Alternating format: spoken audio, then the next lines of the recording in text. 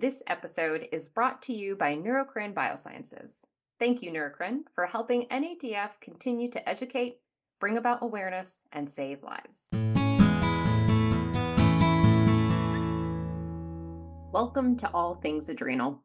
Each episode, we'll hear stories from individuals living with adrenal disease, share updates on treatments, research, protocols, interview medical professionals, and explore all things adrenal together. I'm your host, Vanessa O'Rourke, NADF Community Engagement Manager and fellow adrenal warrior.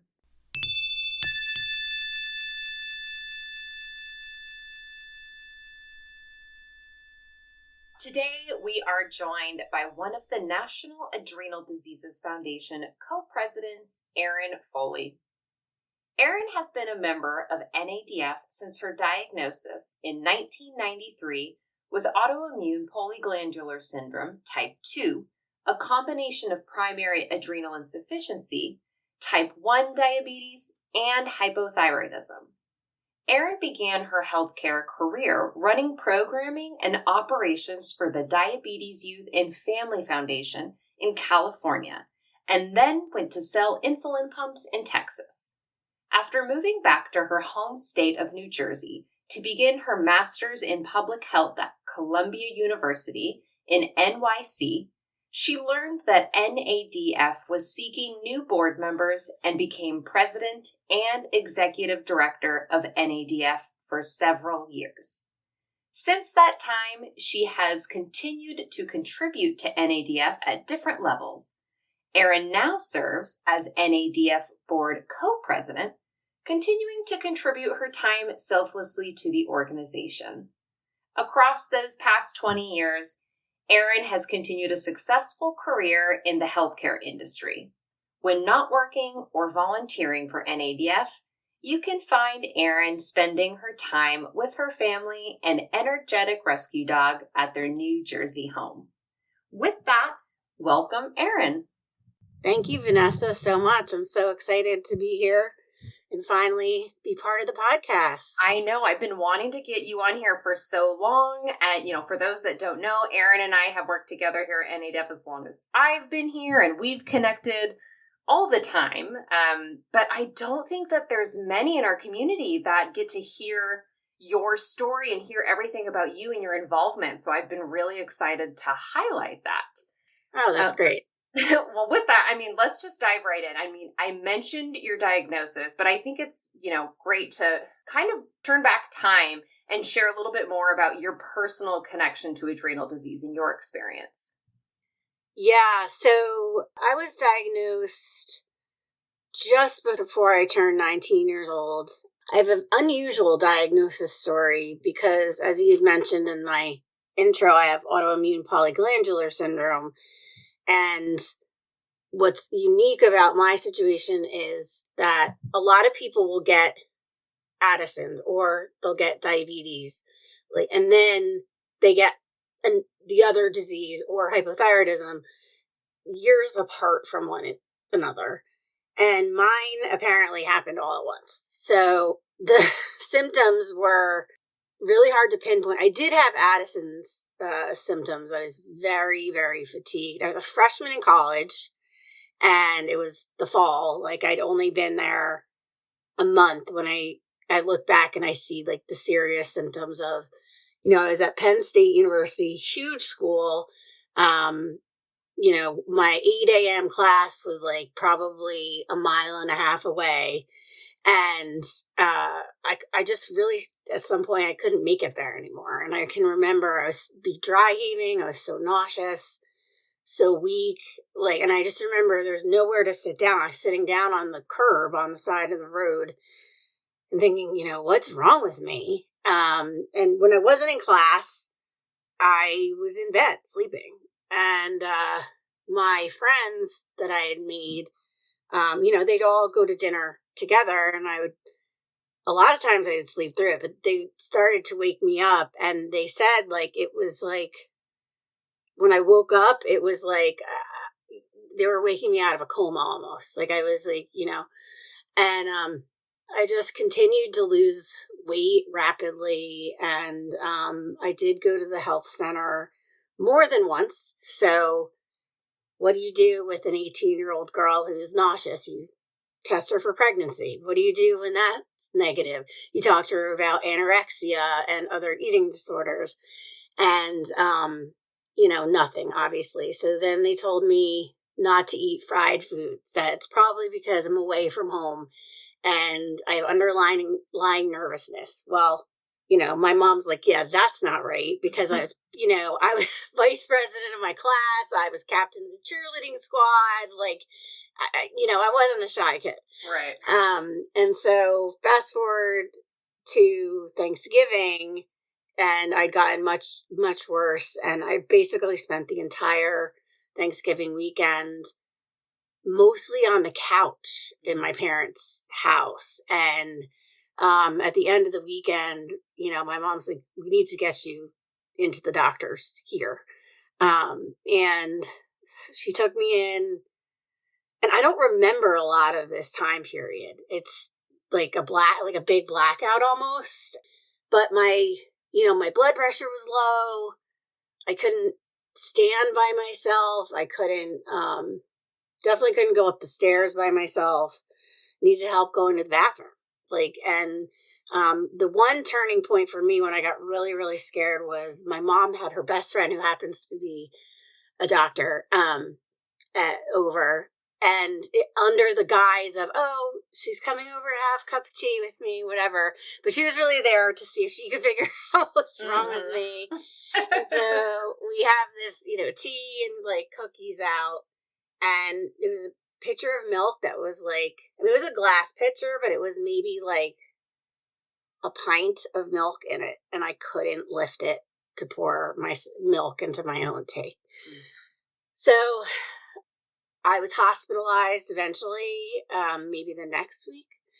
And I was in the hospital for 10 days. I had every GI test you can imagine, all kinds of blood work, but not obviously cortisol, because, that was overlooked. But my blood sugars were normal, even though I had developed type 1 diabetes, because your cortisol and your insulin balance one another. And because I had no cortisol, like the little bit of insulin I had was working fine.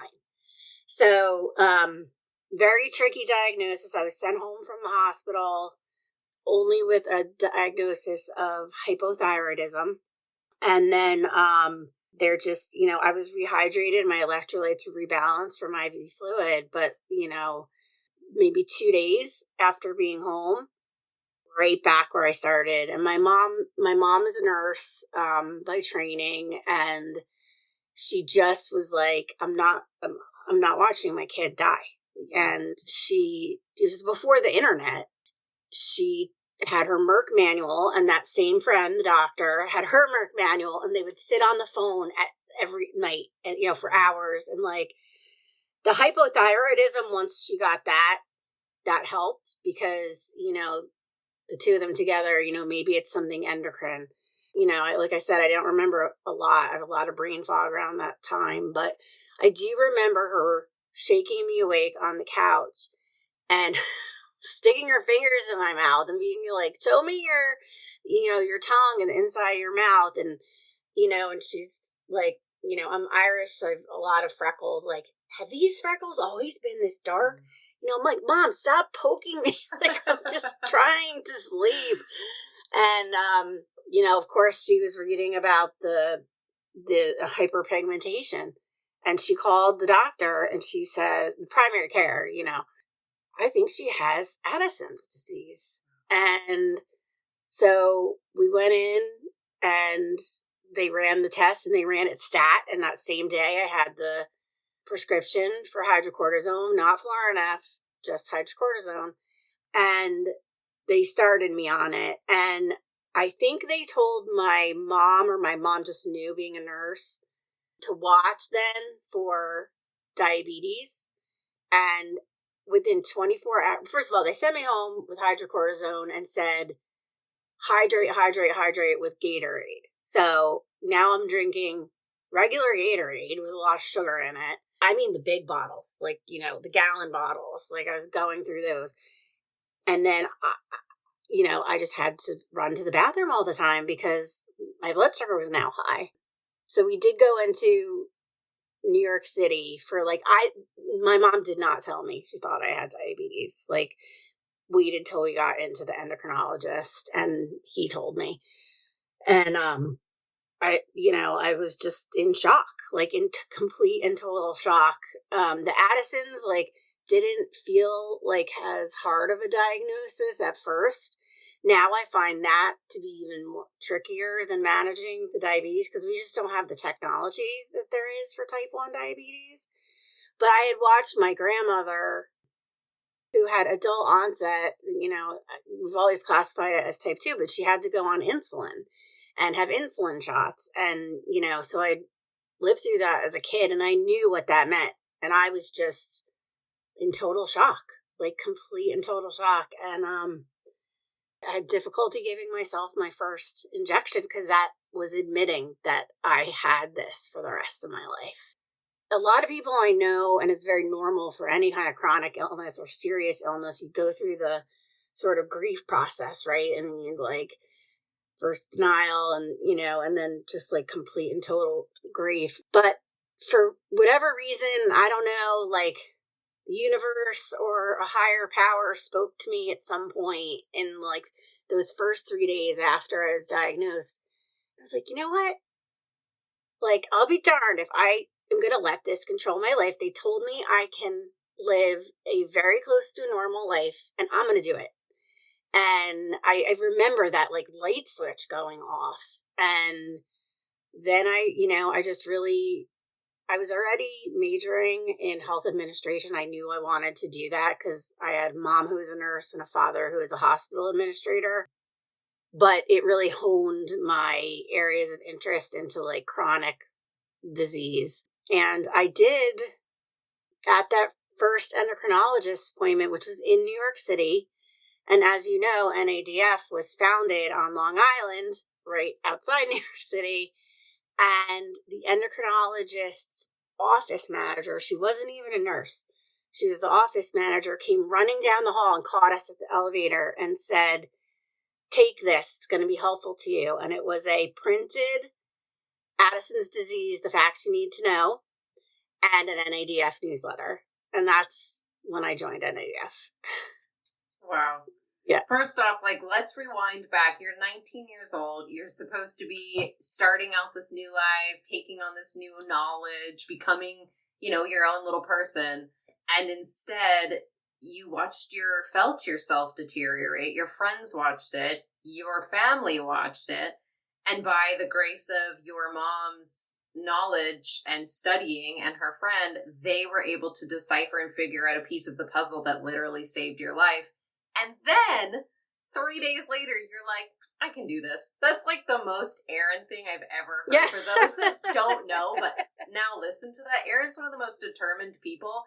Anytime there's a project that needs to be tackling, even though Erin has a full-time job and full-time executive director at NADF, she's like, I'll take that on. I got this. I can do it. Erin, you can't stop her. You can't put her down. So that's... Yeah. Huge thing for you to go through at such a young age. Yeah. And I'm not saying it's perfect now or, everything's easy or great. Right. But I'm just saying to have that mindset so early on must have been, I have goosebumps. That's empowering sounding to me. That's incredible. I wish that everybody newly diagnosed could walk away with that because some people don't even get there at any point. It's really hard to find That's that true. balance. That's true. I'm so thrilled that you did so early on because you found NADF. And okay, so you got the brochure, this just goes back to telling how important it is and reminding those listening and our members, when we share those pamphlets with you and we say, just share them with your doctor, share them with one person, that one person's life could be saved. So it's so important. Yeah. This doctor's office happened to have the NADF facts you need to know, the first pamphlet that one of them that Dr. Margulies wrote. Yeah, for sure. For NADF on Addison's disease. That's when you found NADF, right? Yeah. And then it was you send a check and your little tear off coupon. I mean, we still have that, but not that many people use it anymore. But of course, I think my mom sent it in like the next day, Amazing. And when I eventually went back to school, it was Thanksgiving, so I didn't finish that first semester. I was able to complete, though, believe it or not, 12 credits. There was only one professor who made it hard for me. He actually made me take the final. All the other ones were like, either we'll take your grade, whatever it was, if you're fine with that, whatever it was before the last series of exams or whatever. And I didn't go back that next semester. I almost did, and I'm glad I didn't. My mom was very like, no way. Not realizing how close to death I really was. I mean, she did. I didn't, because I was like, I'm ready. So let me have at it. So, but when I went back, she would still get the newsletters, or I guess my family, they would still go to my family home. But then my parents would stick it in any other mail I'd gotten in an envelope. And when that envelope came, like, I have this very vivid memory of, in one of the places I lived at Penn State, like sitting immediately, I like dropped everything I was doing and reading it cover to cover, and then reading the whole newsletter again, because it was my only connection to other people with adrenal disease. And I didn't meet anybody with Addison's for maybe 20 years after that. Oh, no, that can't be right. It had to have been sooner than that, but it was a number of years. Yeah, I stayed, like, that was my first connection. So that was at you're 19 years old. You've been involved, at least as far as reading with NADF and staying posted and reading all that stuff. But when exactly did you decide to join NADF in another perspective, other than just as a viewer? When was that, and what kind of made you make that decision? Yeah, so actually I think I was graduating college, and they made a call for board members. And, here I was, and I'm graduating like magna cum laude with a degree in health administration. And I was like, what the hell? Like, let me just throw my hat in the ring. And they said, no, you're too young. So I said, all right. So now fast forward about 4 years, and I had my first 2 full-time jobs. Both of them were in the diabetes space. One of them was a nonprofit. And so I'd gotten some experience under my belt, and I was going to Columbia University in New York City for a master's in public health, and the call for board members went out again. And it was, had been maybe 3 years since Patty, our founder, died, and her husband's heart wasn't in it anymore. There are stories on our website for anybody who wants to read it. His heart wasn't in it anymore. The board had been made up primarily of their friends out on Long Island.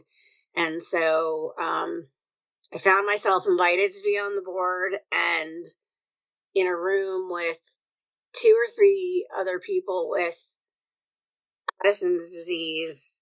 The current executive director, who was super part-time, she was just really, processing the mail, like kind of keep answering phone messages, which weren't nearly as much as now. I mean, we were much smaller. And then Dr. Margulies. We met in Dr. Margulies' waiting room of his office where he saw patients. And this will probably surprise you, knock you right off your seat, Vanessa, and I'm being facetious about that. I walked out of there as president of the National Adrenal Diseases Foundation at age 24. Oh my gosh. Yeah. So I can't even believe that. Actually, I can believe that happening to you and to you only. That's absolutely incredible. And I would honestly never want that responsibility at 24, but thank goodness that you took that on at such a young age. But, since then, you haven't just been president with NADF, right? Like, what has your journey been like, and what are all the different positions that you've filled? What roles have you kind of participated in over the years? That was in 2000, maybe 2001.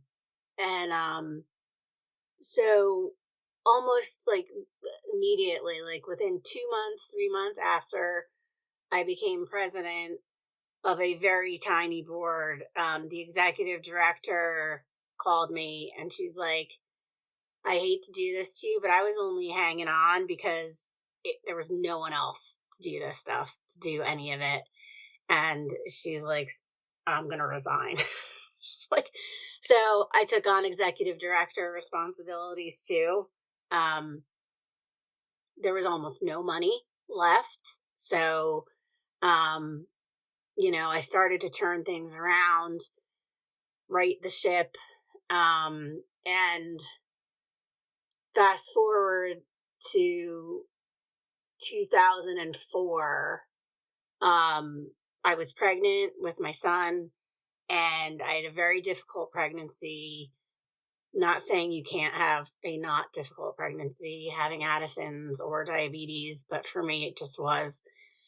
And my son came prematurely, and it was just like a huge shock. And I had to step down, completely step down. And so a woman who I had been training to be my maternity leave support, Melanie Wong, ended up as executive director, like interim. And then I was like, I can't come back. I mean, my son was in the NICU for 3 months, and then we were moving cross country and buying a new house. And it was just like too much. I wasn't really doing anything but living, surviving.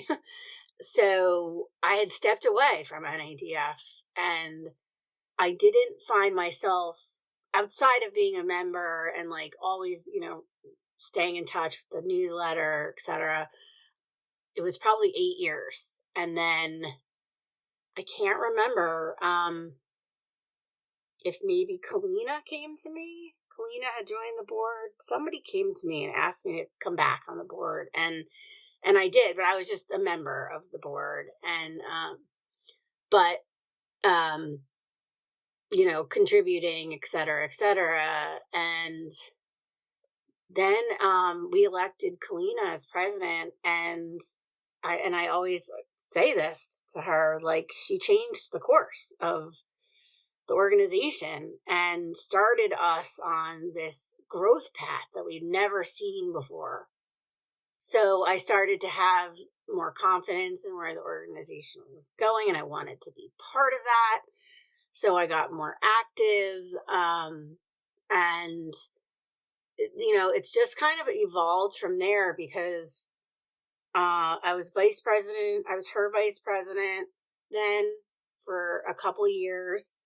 And then Lori Engler joined as a support group leader, recently retired from Citibank, and she was so buttoned up and good. And the three of us were just like gelling and getting stuff done. And so we finally, we asked Lori if she would want to do more for NADF and be our executive director. And she said yes. And so that was during the lockdown, the quarantine of the pandemic. And so, in only 5 years, I'm so proud of the organization, so proud of the staff we built with you included, Vanessa. Like, it felt like we were always floundering until a few years ago. And, we grew our income by 5-fold in 5 years. And we really rely on our members for those donations. And,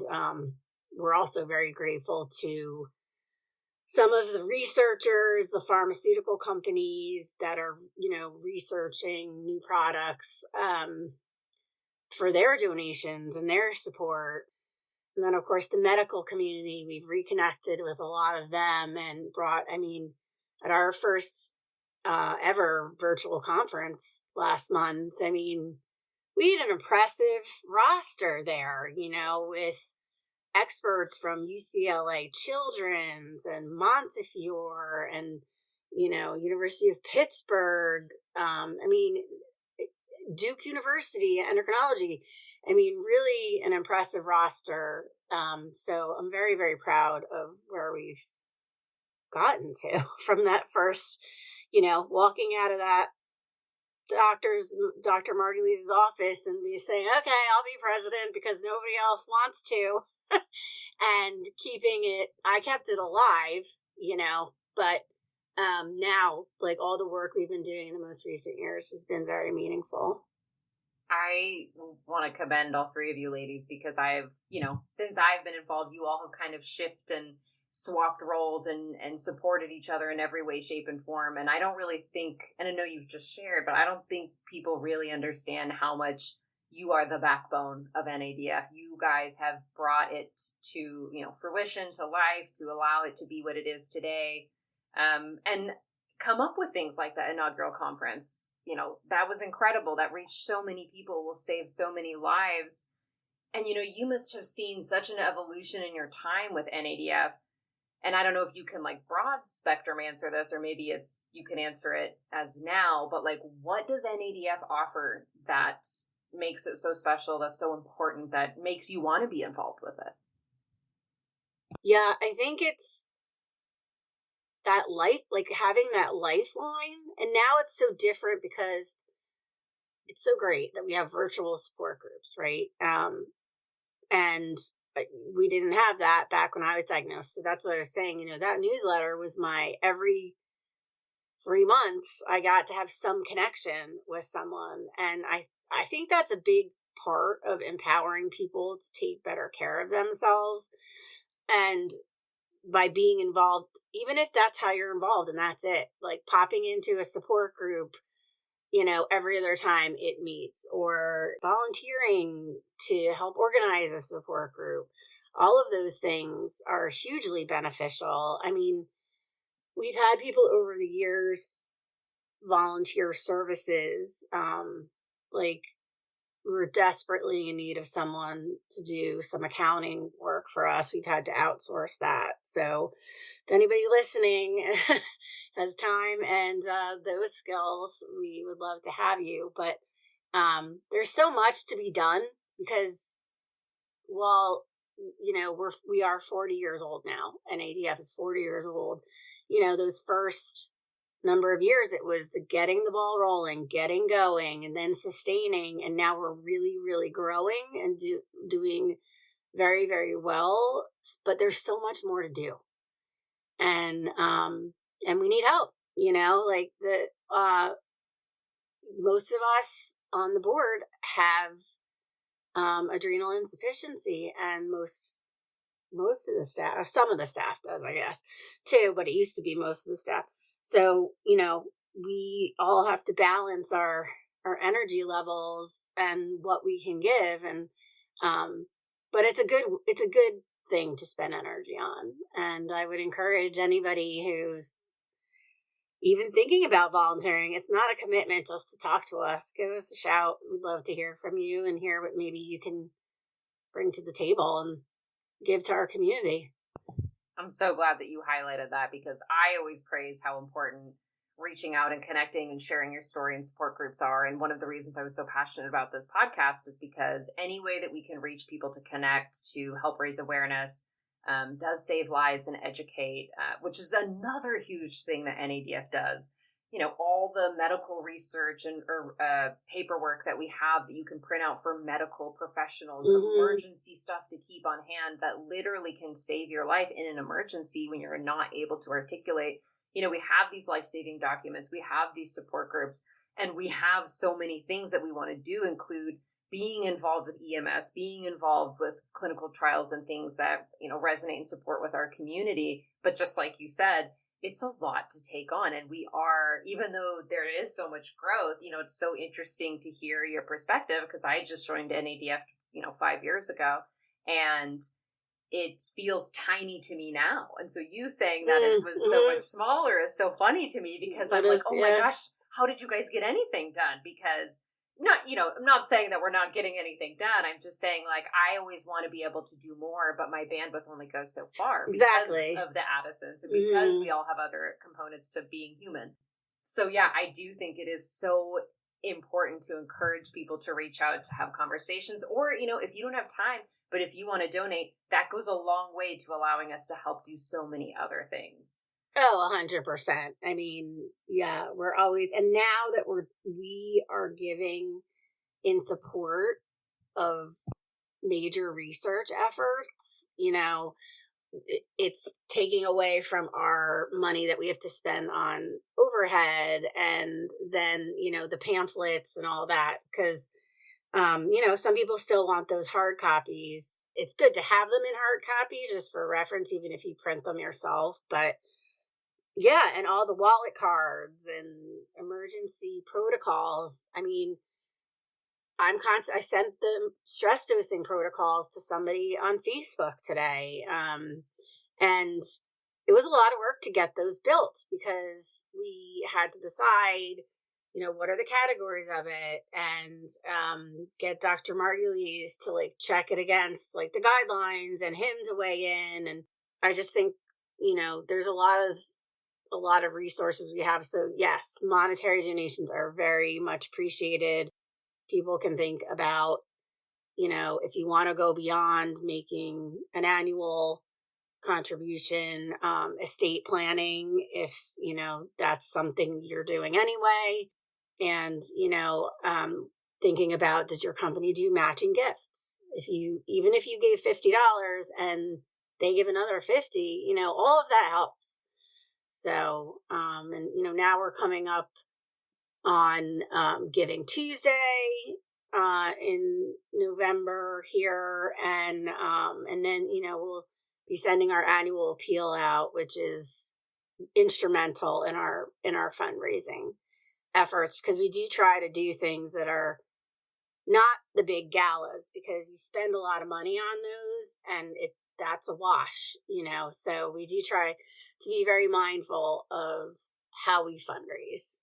I couldn't agree more. And I see on the back end where things are going. And every day I get emails and we're putting together, our team is putting together complimentary emergency injection cards, wallet ID cards, just like you mentioned. We're mailing those out. Oh my gosh, all day, every day, we've got mail that we're putting together. Well, even the postage now, I can't get over how much it costs. But also, people who are doing fundraisers at home or hosting an event in their hometown or doing something along those lines, reach out to us, because we also want to send you complimentary resources to have at that event too. So we have all these things, all these resources, all this information that we want to share and do share and will continue to share in every capacity possible. Absolutely. Okay, so we have so many things, and I know I have so many things that we could talk about. And I get so excited; it's hard to keep myself in control. I love the passion. But from your perspective, in this grand journey that you've been on with NADF and what you've seen in the past, in the present, what do you see and/or hope for the future of NADF? I really hope to see more partnerships with the medical community where we're given a voice, potentially at earlier stages in educating young doctors so that we get those diagnoses earlier. Another thing in the future I'd really want to see is stronger partnerships. We're making headway in the emergency rooms, but we still have been seeing deaths in emergency rooms from adrenal crisis, which is completely unnecessary. There's a lot of stuff that we have ideas for that we just need, we need the manpower. There's ways that we can work with electronic health records so that, let's say you or I landed in the ER, there should be a big fat red flag on our chart that says adrenal insufficiency, do not pass go, do not run labs, to give the cortisol replacement. I think we're going to see a lot of international growth. We started the International Adrenal Consortium. We don't own it, but We do a lot of work to support it, and I really want to see that get a lot stronger. But for me, it's number one, where we are now. Like, how do we better support care for people with all adrenal diseases, whether, it's Cushing's or CAH or, adrenal leukodystrophy or Addison's, primary adrenal insufficiency or secondary adrenal insufficiency. All of us are understudied. All of these populations are understudied and all have difficult diagnoses. And depending on the person, it can go on for years sometimes, these diagnoses, journeys. And I'd like to see NADF become the voice that reduces those journeys down to a more reasonable rate. And then the emergency injectors, we're playing a big role in that. I think that'll be a big achievement when one of them gets passed by the FDA. We're also working with pharmaceutical companies to try to get a longer acting version of hydrocortisone out there, because we know very short half-life on what we have to take care of our bodies now. And then we're also working on getting the insulin pump companies to do studies that on our hormone replacement. Because that's all insulin is an endocrine hormone, just like cortisol. But I think, like, my dream is that NADF will have a solid financial backing, that we can really make big investments in staff. All of our staff is part-time right now. And, while I feel like we're really making humongous strides, what could we do with full-time staff? What could we do with a grant from somewhere, that ensures that our organization is going to live on and help people for another 40 years or more. Hopefully we won't need it, because maybe there'll be a cure. And that was always something I said when I worked in the diabetes space for a long time. I said, put me out of a job. Somebody put me out of a job. So if, that's our hope, is, a world without suffering from adrenal disease. So that's where I'm hoping the future takes us. I couldn't agree more. Well, Erin, thank you so much for your time and energy. Is there anything else you want to say about your journey or experience, NADF, or to those who are diagnosed or impacted by adrenal disease before we go? Just feel free to reach out to me. I'm very open about my story. Obviously I can't give medical advice. No one at NADF can, but especially having that combination of Addison's disease and type 1 diabetes, which is trickier to manage. I developed a relationship with the mom of a 10-year-old little girl, last spring. And just to being able to say, like, think about this, and she might not be able to voice this yet, but she needs to learn that. And once she learns that, like, she'll be able to help herself better. And like, if someone else can benefit from my 30 plus years of struggling through this, because I think, with the energy and the, like, I'll take anything on, like, that's kind of how I am, but it's hard. And like, I've had to learn when to say no, and I've had to learn how my body handles things. And I would like for others to learn from some of my mistakes, so they don't have to suffer or end up in crisis or what have you. And feel free to they can reach out to me right through NADF. It's NADF Erin at nadf.us. And I'm happy to connect with anybody. Or if you have ideas, you have feedback, you want to give an hour a month, you want to give an hour a year, reach out, please. Yeah, we'd love to have you. Well, thank you again, Erin. This has been such a pleasure. I'm sure we'll chat again soon, but just thank you so much for sharing your story. And just thank you so much on behalf of as an individual with adrenal insufficiency, a member of our community, and a team member of NADF. Thank you for everything that you've done, because we wouldn't be here right now without you. Thank you, Vanessa, and thanks for starting this awesome podcast. Go team. Thanks, Erin. Thanks for being here, Adrenal Warriors. I'm your host, Vanessa O'Rourke, sending you all the spoons, and I hope you have a wonderful day. Thanks for joining in on another episode of All Things Adrenal. This episode is edited and produced by Magdalene Zinke. For more information on the National Adrenal Diseases Foundation, please visit nadf.us. If you're listening on Spotify or Apple Podcasts, please leave us a rating and review to help others find out about all things adrenal. If you have a story you want to share or a question you'd like answered, reach out to NADF support at nadf.us. And just a note, in the beginning of our recording, you may have heard my little fur baby. He just wanted to say how much he loves NADF and he supports all of you in the adrenal community.